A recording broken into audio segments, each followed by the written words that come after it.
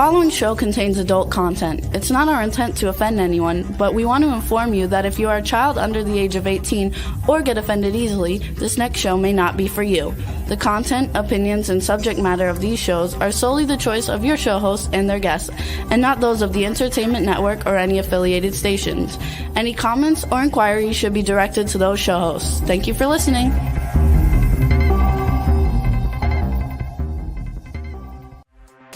Hey everyone, and welcome to 50 Shades of Bullshit. I'm your host, Christine Lalonde, and this is the podcast where we uncover the truth about online dating. Now let's begin. Yes, let's begin. I'm Christine. And I'm Janice. And this is 50 Shades of Bullshit. Hell yeah, it is. You know what's funny? Is I met with this woman I met off a Clubhouse this week, and she's like, oh, I want to help you. I want to do this. I want to do that. And then I found out she was full of shit. But before she was full of shit, she said to me, you know, honey, image is everything. And by the way, we were supposed to have a voice call. So It was like 8:00 in the morning, my time. And I was like, you're not going to get the best of me at 8:00 in the morning. That I can guarantee. And everybody knows that about me. So the first in the morning. I mean, right. That's not. Yeah, that seems normal. Yeah, too much for me. So if you're going to call me at midnight, I'm on fire. Call me at 8 a.m. I'm like, oh my god. I'm the exact opposite. Well, the first day she doesn't show up. And I'm like, what the fuck, right? So then she's like, oh, I'm sorry, this and that and this. So the next day, and I said, look, if you're going to show up you better show up the next day if I'm getting my ass up at 8 a.m. So we get up and I go to call and she sends me an IG video, an Instagram video. Okay. So we're talking face to face. Now, I just got out of bed. Yeah. I have no makeup on. Yeah. Instagram video. I have no makeup on. My hair's not done. I'm in a tank top. I'm like, whatever. And she says, image is everything, honey. You really should put an effort in and fix your hair and makeup. And I was like, oh, okay. Oh my God. Conversation over. And then the very next thing she said was, oh, and I really think that you need to change the name of your show. It should be 50 Shades of BS and not bullshit. Why? Because that could offend somebody. And I go, oh, that's just too fucking bad. Fucking right. Why do people think that they can just give input? What gave her the impression that you were receptive to unasked for advice? I didn't, but hey, that's how some people are. I'm working on this project, this unscripted series that Janice is going to be one of our co-hosts. And Jason says 50 Shades of Poopy. No, because I cannot say that word out loud. I can say shit, but I cannot say that word. She can't say poop. No. I doubt you'll ever hear me say that word. That will never come out of these lips. Well, I'm working on this project with my partner, Sean, and Janice is going to be one of our co-hosts, and we're shooting it in Argentina in the spring and winter here, and it's summer and fall there. And she had said she wanted to be a sponsor and be a part of it. So that's why I called her, and not to tell me or criticize the name of my show or the fact that I wasn't wearing makeup. So I don't think I have to wear makeup, but whatever. You don't have to do anything. You're beautiful no matter what. And I mean, really, there's nothing more unattractive than giving unasked for advice. I think that's, it's a consent issue. Well, I consider that a what the fuck moment. That's our topic today.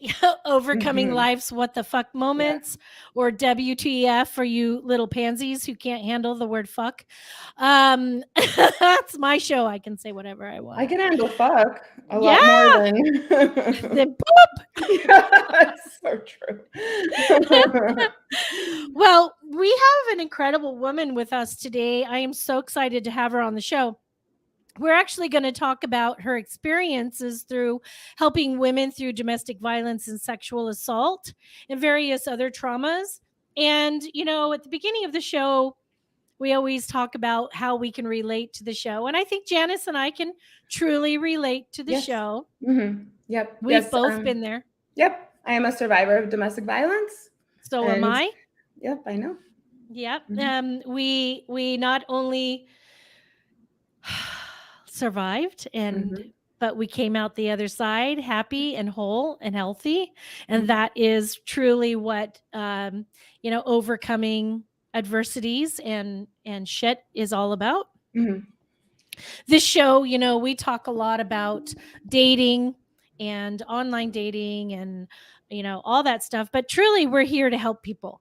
If we can help you find your significant other, if we can help you find yourself, if we can help men understand how to relate to women or what they or to their significant other, whether it be man, woman, or whatever, not whatever, but man or woman, or whatever. I mean, there's lots of other identities, but I think, we're about. I always say that I'm about happy, healthy relationships with yourself and others. Yeah, absolutely. Well, you know, I went through some really traumatic things in my life, an abusive family. I've been raped a couple of times.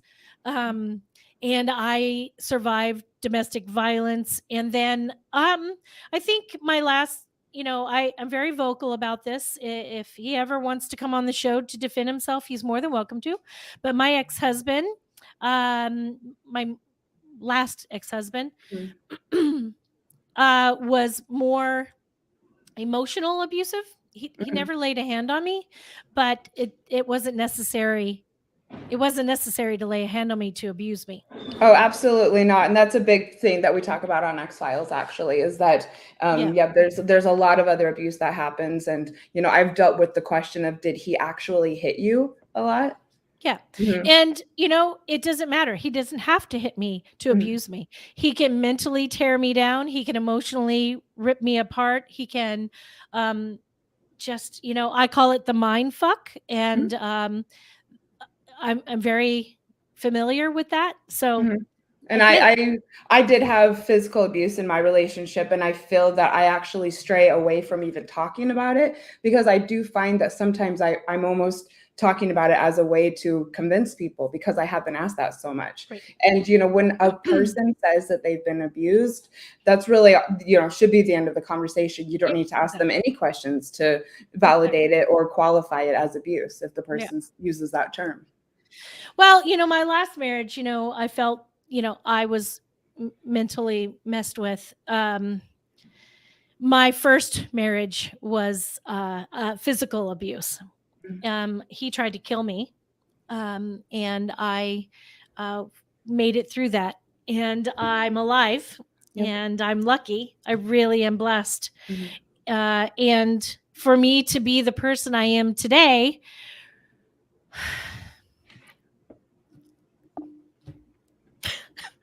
sorry.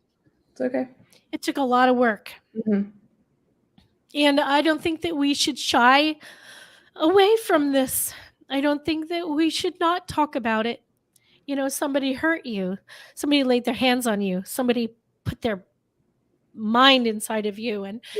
And we should talk about these things. We should be open with these kind of things, because we don't know who we're going to help. And that's why I'm here. I'm here to help as many people as humanly possible. Women aren't the only ones that get raped. Women aren't the only ones that get abused. Men are being children. So we're here to help.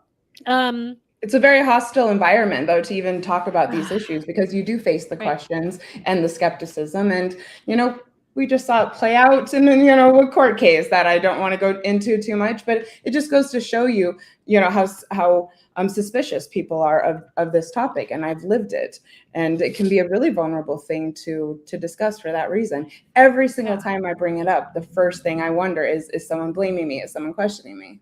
Yeah. It's the same thing with rape. I will say the word over and over and over until people aren't too sensitive about it.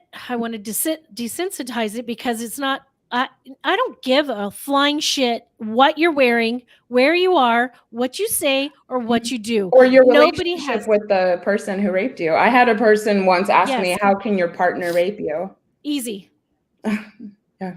very easily, hmm very fucking easily. And it's very traumatic. It is. Mhm. I've been married several times. If there are people who do not know this about me, I believe in love. I believe in the sanctity of marriage, and I always have hope. Always. I will keep at it until I get it right. Such a beautiful thing, considering, you know, everything you've gone through, that's your takeaway, is continuing to have hope. I was raped 3 times. First one was by a boyfriend. It was date rape. The second one was by my husband, who physically beat me. And the last one was by a friend who was supposed to be a friend. All of them were known to me. Mhm. I can't imagine what it would be like to be raped by somebody who just attacks you out of nowhere or comes into your home, or a stranger. But I can imagine that it's just as traumatic either way. Yeah, I mean, I'm something that's really important to me is when I'm talking about these things is, you know, there's no like grief or trauma Olympics. You know, everyone's grief is valid. Yep. Mhm. Absolutely. And everyone's trauma is valid regardless of how you got there. I just want to say thank you, Christy, one of our listeners, sent in a message that said you're both brave and strong, and we truly appreciate that. I Thank you. tried to be as brave and strong as possible. Just because I get emotional about something doesn't mean that I'm still not, kicking every day, kicking the ass every day, and I mean, I think you're even more strong. You're being extremely authentic. Thank you. I appreciate that. Well, let's talk about Karla. Let's bring her into this little verbiage here. So Karla Docter, she's pretty cool. She's an embodiment coach, a manifestation mentor, a transformational keynote speaker. She's an author. She's a certified Revelation Breathwork Facilitator. She's a Reiki Revelation. Oh, I skipped the word. I lost it. Okay, Reiki practitioner and founder of EmpowerCon. Let me tell you something. I think that we can sum up Karla in one thing. Karla is a fucking badass. Yes. I'm so excited for this conversation. I'm very excited for this conversation. Karla, and you know what? I'm just going to let Karla tell Karla's story. If we could bring in the magnificent Karla Docter. Karla's last name is Docter. Hi. Yeah, I just play doctor on TV and online. I'm just a doctor. Only. Thank you. Welcome to 50 Shades. How are you? I am ecstatic about getting to have this conversation today. So I'm really blessed and super grateful for the invitation. So thank you. Well, you're welcome. Tell us what got you to this place. I think that your story is very important. Yeah. So my journey, first, I want to commend the two of you for your shares, for being so vulnerable and opening up this conversation and being able to hold this space. Being able to start talking about it starts breaking down the stigmas and the stereotypes and all the bullshit that's happening. Hey, Chris. Happening all around the world. And so when we can start having these important conversations, we can break down these bigger barriers, right? As we are taking control and reclaiming our lives. And when sexual violence, domestic violence, these different traumas happen, it's about power and control. It's not about sex. It's not about money or any of these other things. It's about power and control and taking something away from someone to make them feel less than. And it took me a really long time to even understand what it was that I went through, because my first unhealthy relationship was in high school. I was 15 years old.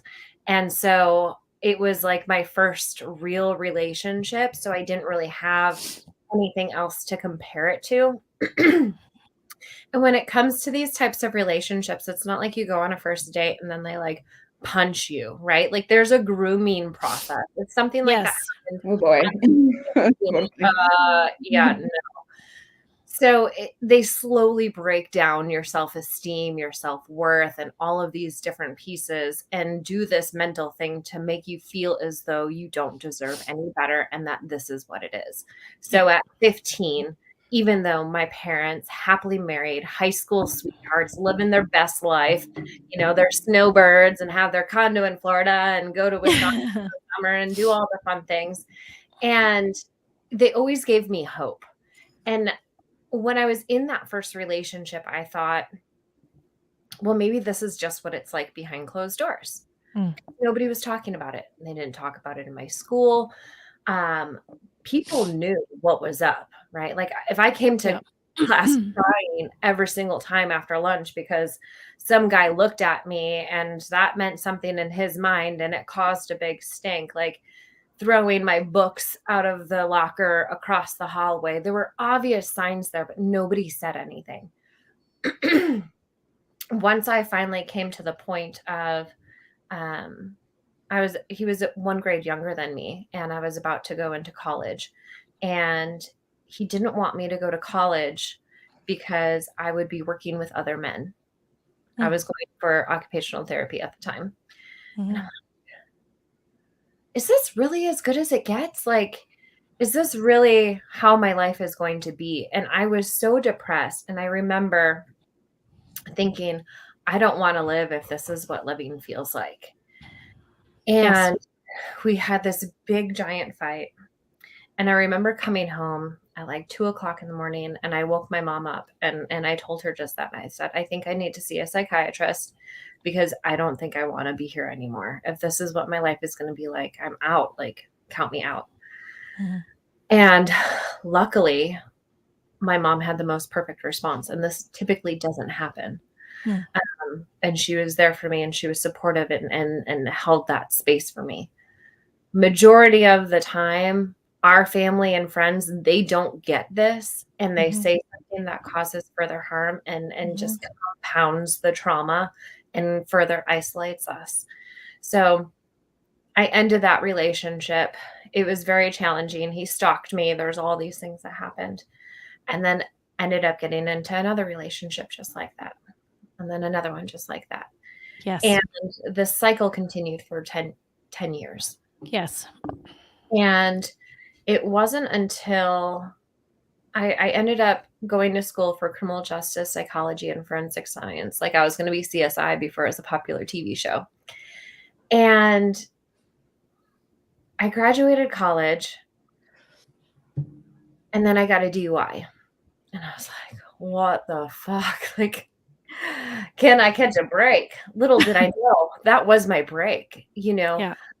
That was an opportunity for me to sit back and reflect and say, like, how the hell did I get here? Because I got sick once from drinking, still to this day.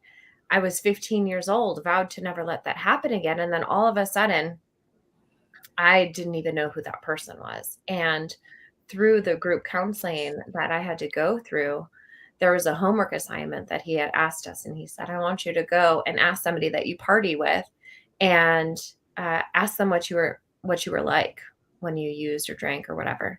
And I was the only girl in this group filled with heroin addicts, meth addicts, alcohol, few pot smokers, you know, teardrop tattoos. I mean, this crowd was intense. And I was like, I do not want to ask my friends that question because I knew what I was like. And I came back to the next class and I told them because I had identified it was the light switch moment and it was this rape that had occurred in college. So not only did I experience the physical, emotional, verbal, financial, spiritual abuse in all of those relationships, and then I was raped by one of my really good guy friends in college.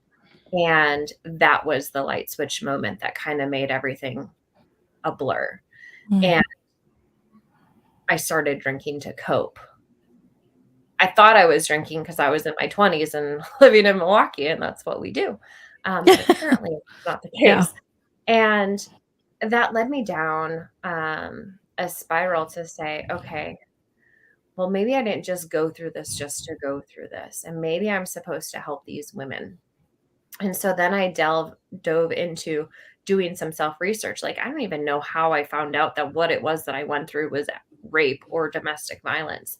But that counselor that day after I shared that story very tearfully in front of this group of men, my counselor pulled me off to the side and he said, Karla, that was one of the most brave things that I've ever seen or heard. Mm-hmm.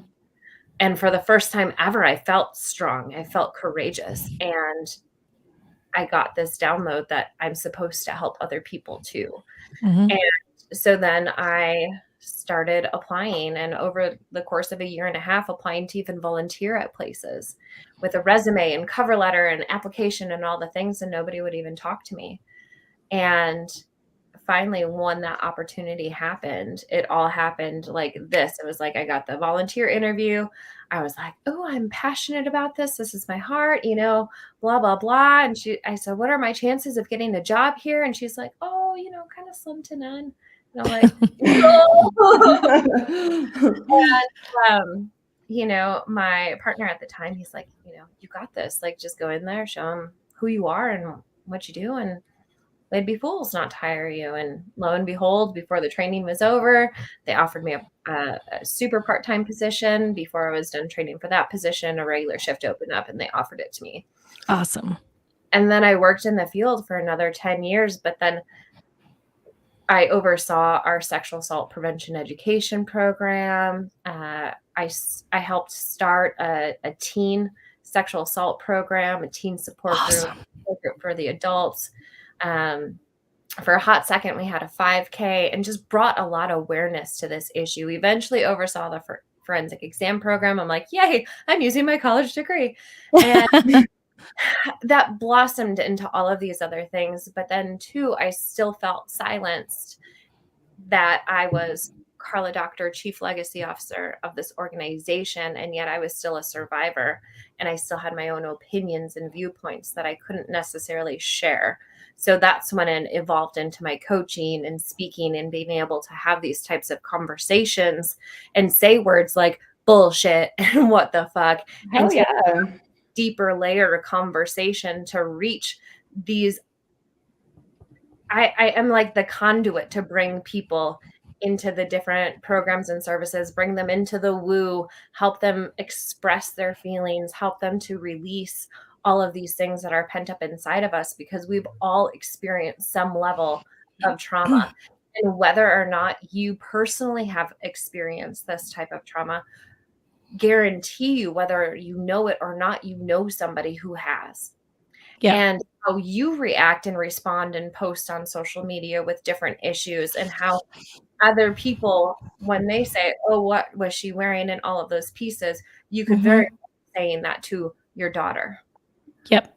To your sister, to your mother, because it's likely that one of them have, statistically, or your brother or your uncle, right? Like this is just this other issue. And so that all kind of evolves. And then I have more what the fuck moments, but we can get to that later. But just kind of starting with domestic violence, sexual assault, and kind of that piece. So that's a little bit about me.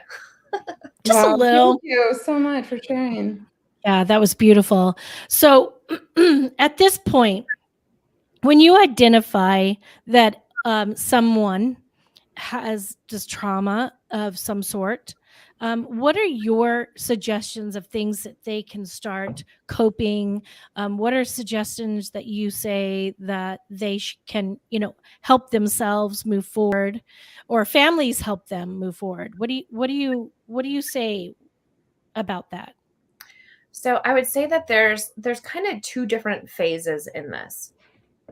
When you are in it, or just freshly out of it, or are experiencing high anxiety and those types of issues, there are 24-hour crisis lines and centers that are here for you.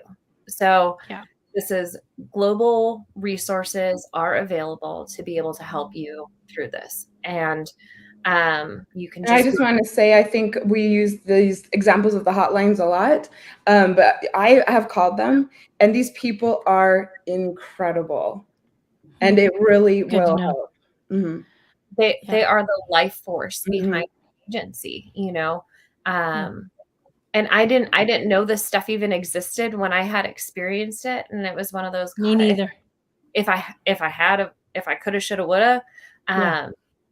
I don't take it back, and I'm glad that I didn't know, because now I can be on the advocate on the other side to say, help spread the word about these. But the advocates, the shelters, there are 24-hour shelters for men and women who are fleeing domestic violence. If it is unsafe for you to be in your home with your partner, especially when you add a global panorama, that happened and all the things, and we're forced to be behind closed doors with people. And that separation, that there are places that you can go to that are safe, that are secret, they are secure, they're like not publicly, the public location is undisclosed. And it's not like a bunch of cots in a gymnasium like No. you would think a No. shelter would be. Like, it's almost like a hotel where you have your own private space for your entire family, and they can help make arrangements for your pets and your animals, because that's a big reason why people stay. Yeah. Um, One of those shelters saved my life. hmm.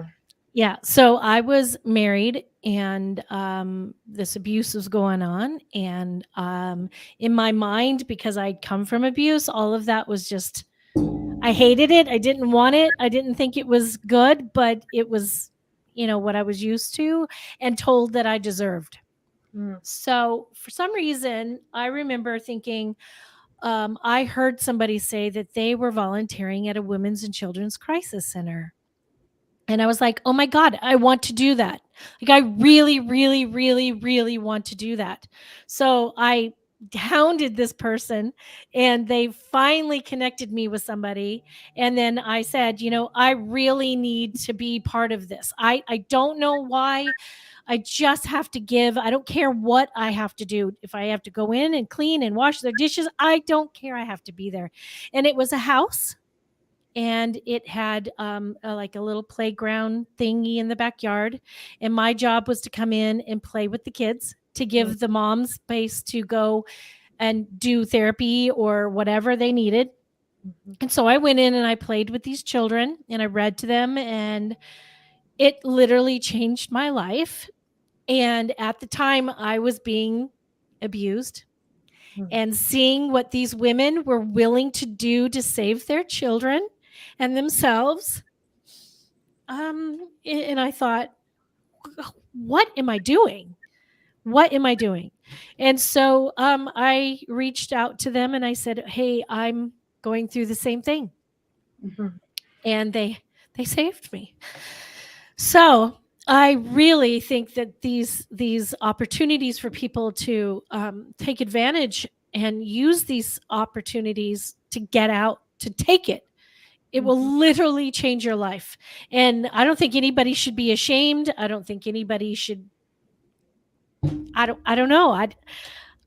I think asking for help is a really strong, beautiful thing. Absolutely. Absolutely. Yeah. Yeah. It's the exact opposite of it takes more strength to kind of get there, but you have to you have to know that the resources are there, and then Yep. like safe to be able to access them. So one hack or tip is saving the crisis number as like Susie or one of your Yes. best friends.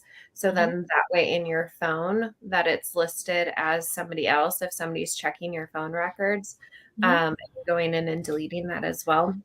But they even have text lines now and quick escapes, and even on all of their websites they have a quick escape where if the abuser walked into the room that it would take them to the news or something different. But it's really, when you're in that space, at the very least, call the number and find out what your resources and options are. so that when you are ready, because oftentimes it takes somebody up to 7 times to attempt to leave before they actually are successful in being able to leave. I'm counting mine too. Were you counting yours? Yeah, I think I was 4. I was 4. 4 times. Mm-hmm. Yeah. The 5th time I got out. That was the last time. That was when he raped me and all that shit happened. And then he tried to kill me and I narrowly escaped and I was done. I was out. That was it. I never went back. My last time also involved law enforcement, and something about that felt more final to me. Well, mine had law enforcement every time. I called law enforcement every time, but I lived in Utah. If anybody doesn't know what it's like in Utah, they believe in the family unity, and they would house arrest him at the building behind mine at his mother's apartment. Oh, nice. Which worked beautifully. But anyway, so how are we suggesting to people that we can overcome these things? How do we move forward? How do we best suggest once we've gotten out, and survived it and kicked some ass? How are we going to overcome it? How are we going to become empowered women and get strong and healthy? Yeah. So once we have our like immediate safety needs met, right? Like we're safe. We have food, we have shelter, we have clothing, like all of those basic necessities are met. And we're moving on. We want to date, or we want a career, or we want this next level piece of our lives. Yes. But there always tends to be some shit that happens. Yeah. I mean, to pick yourself up from such a rock bottom point. Yeah. Well, and it's like, for me, it was like, I went through all of that, right? And then I was a professional and I met this incredible person back in Wisconsin. We lived in Wisconsin together and we dated for about a year, and he wanted to move to Oklahoma. He wanted to go to law school. And I was like, I'm not moving for a boy. So if I get this job working with survivors, then like I'll go. And I thought I was living my best life. I was fulfilling my purpose. Everything was great. Got pregnant with my vision board baby. And so I'm 3.5 months pregnant. And I always said that I would never leave this other job except through death or pregnancy. And I guess the universe wanted pregnancy. Thank you. And I got pregnant, and I received this job opportunity that was going to be, not 70 hours a week, and it was normal schedule.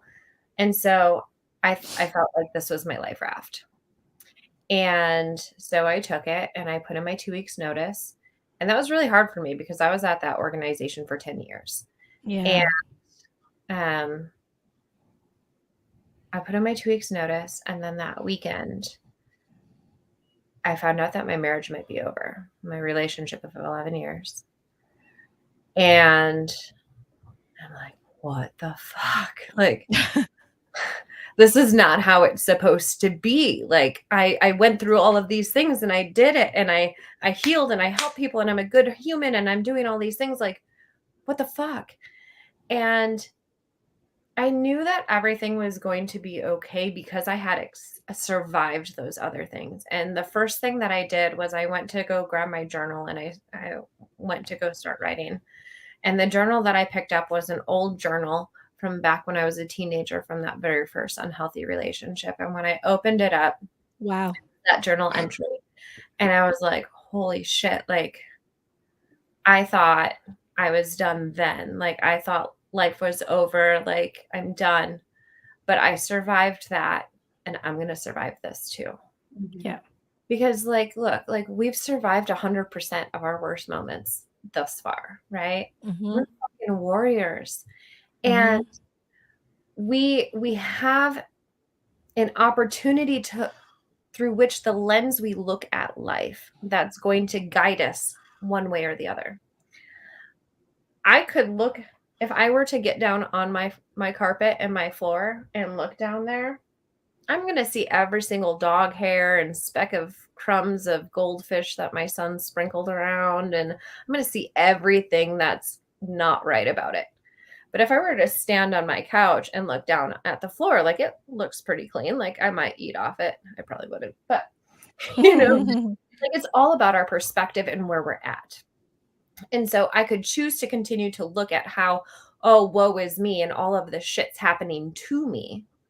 But when I started to shift the perspective and look at how these things actually happened for me, that I was actually able to break the different cycles down. I was able to end the patterns and the cycles. That yes, although my marriage was a healthy relationship, like it was not what we both wanted. It was not the same. And we grew in different directions. We co-parent well. Like that's all great. And I am so blessed to have that. But like we would be miserable if we were together for the rest of our lives. Just because like we were together then doesn't mean that we have to be together forever. And yes, when I got married, like I thought that that's what, to me, what marriage was. Like I am committing. I even put it in our vows, like for I will love you for all that you have been, who you are now, and who you will become. But it's like, look, we have zero control over what the future is going to hold. And we have this moment now.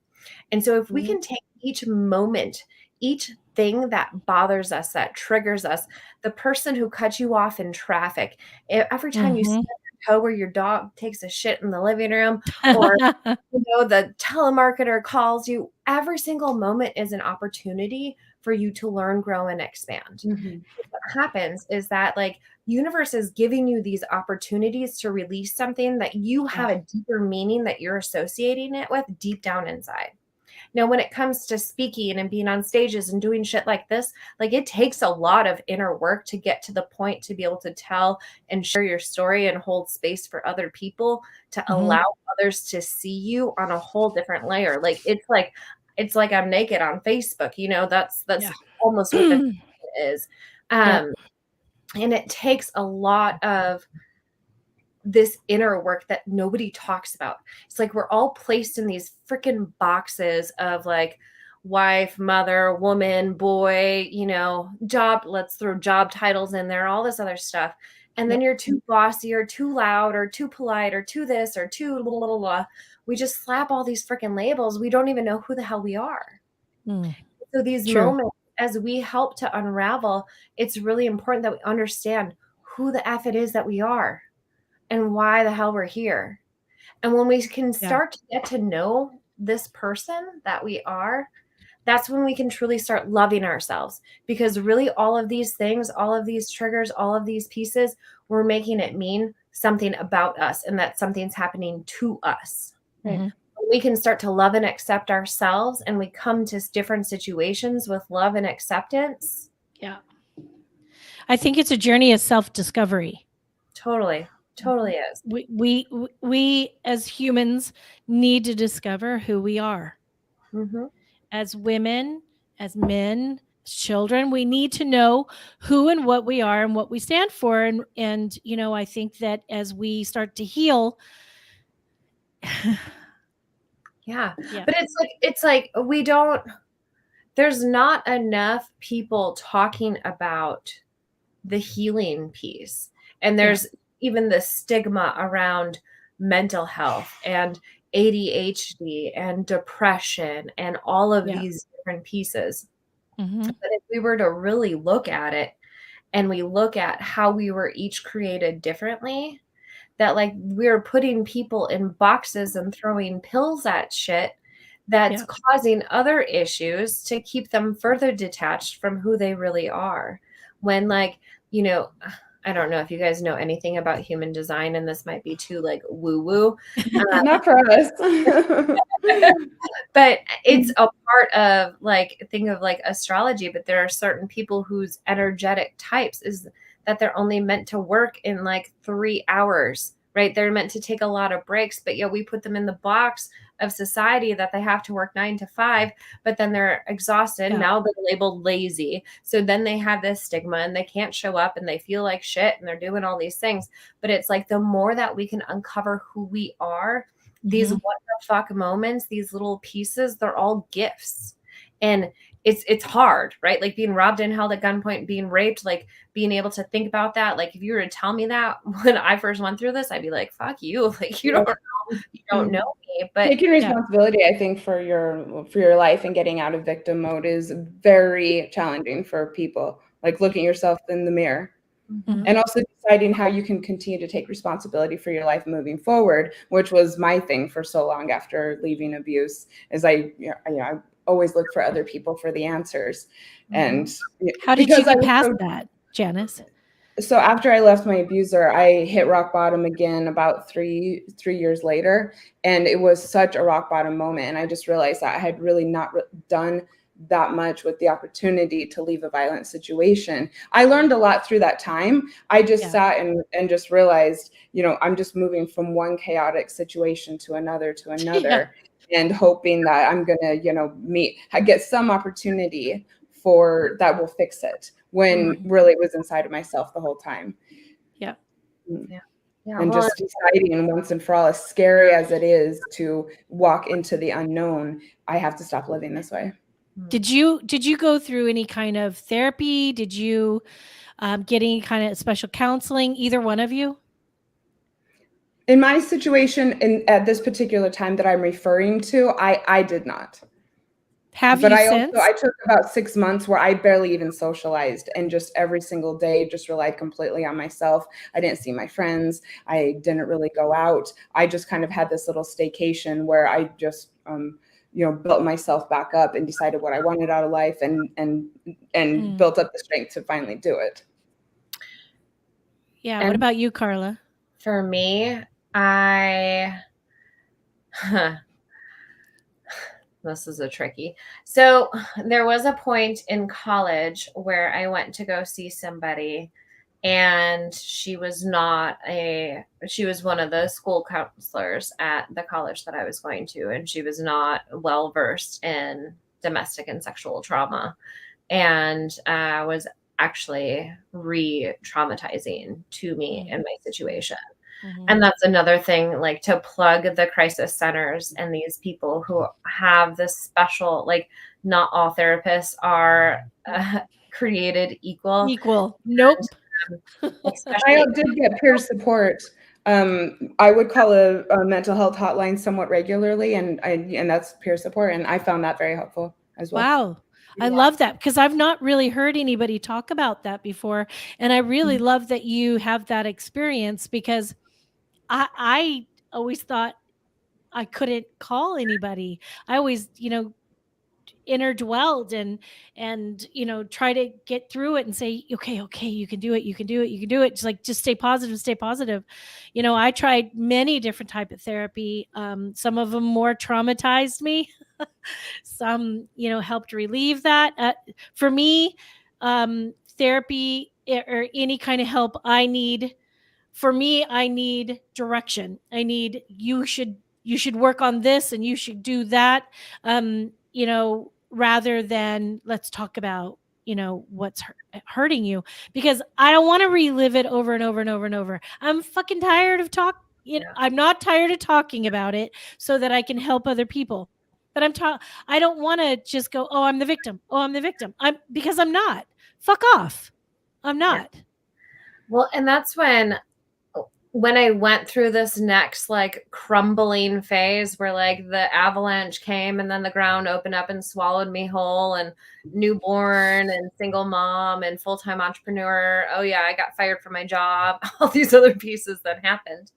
And that's when I went and had this like spiritual awakening and journey. And that came from an inner layer of healing that I didn't know was possible. And that was not the talk therapy. Now, yes, I have mentors and coaches and have the tools. I say that I have a she shed of tools, because now that I've gone through all of that, like there are so many free resources that you can start now. It's finding the modality for you with where you're at in this moment, right? Like I said, there's two kind of layers. Those of you that need safety and are in crisis, then utilize those centers, utilize those 24-hour facilities. They are here for you. If you're out of that situation and you are struggling or feeling stuck in life and you're procrastinating, you're not showing up, you can't find the relationship, or you tend to find the same people, or your picker's broken, or any other bullshit, or you're too picky, or you're too this or whatever bullshit, then that's time for like the next layer part, right? And so this can come when you get to look at life through a different lens, where you get to utilize those pieces to help you.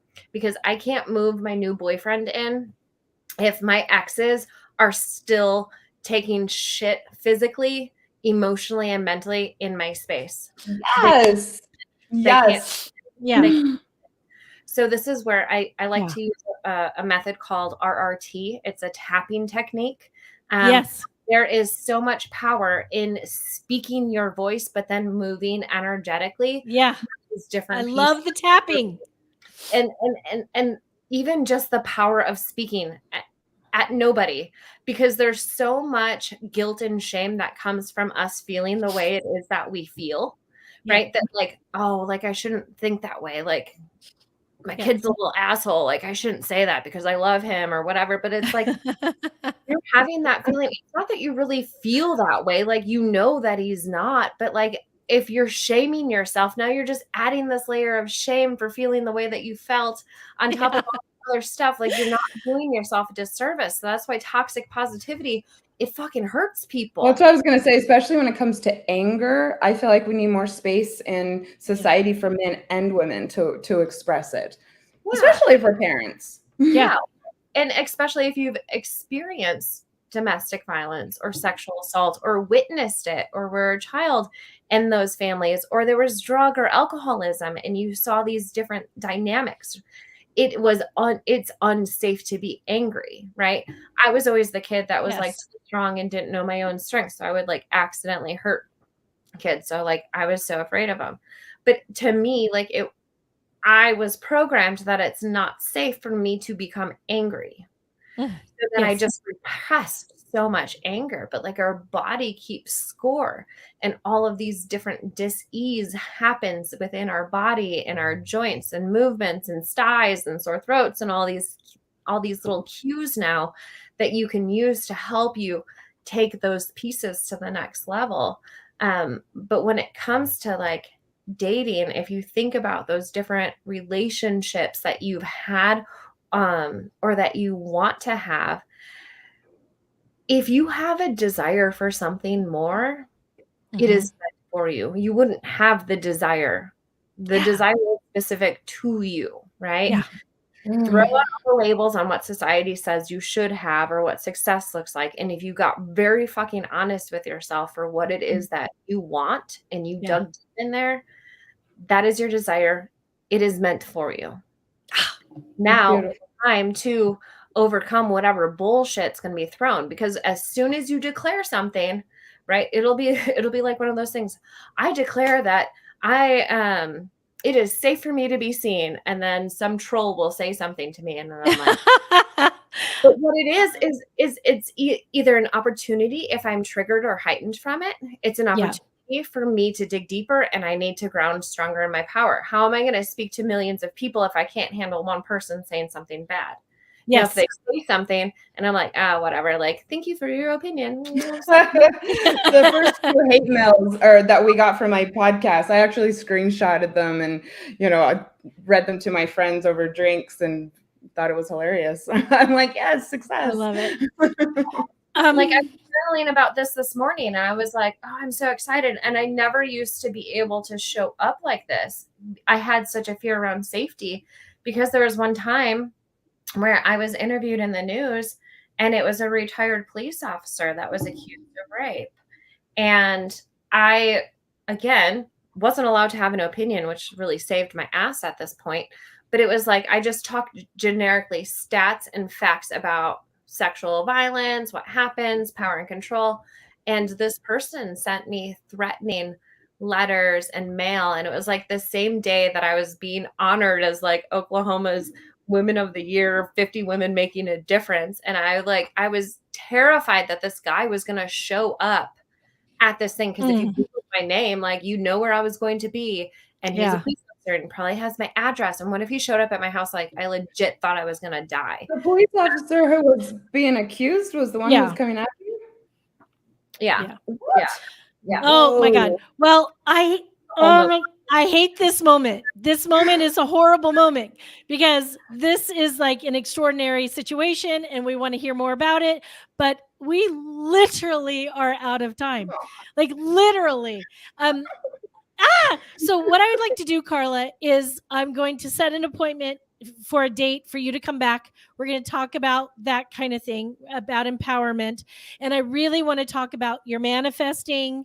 And I really wanted to talk about the positive aspects of it. So we're going to have a part 2. It's going to have to be like into September, October. Yeah. Well, October would be great because it's Domestic Violence Awareness Month. And Karla, I hope you'll come on X-Files and, talk about what to do after leaving a bad situation and how to turn your life around. Because we recognize it for X-Files. So that would be a good month. Yeah. I love it. Yay! Well, stay tuned. We'll let you know when part 2 comes. And Janice, thanks for being my wonderful co-host today. Karla, thank you so much for being here. You're an extraordinary woman. And I can't wait to talk to you again.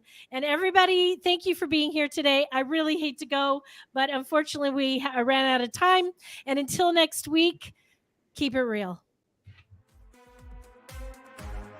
If you enjoyed this episode, please share with your friends, like and follow us on Instagram at 50 Shades of _bullshit and Facebook at 50 Shades of Bullshit.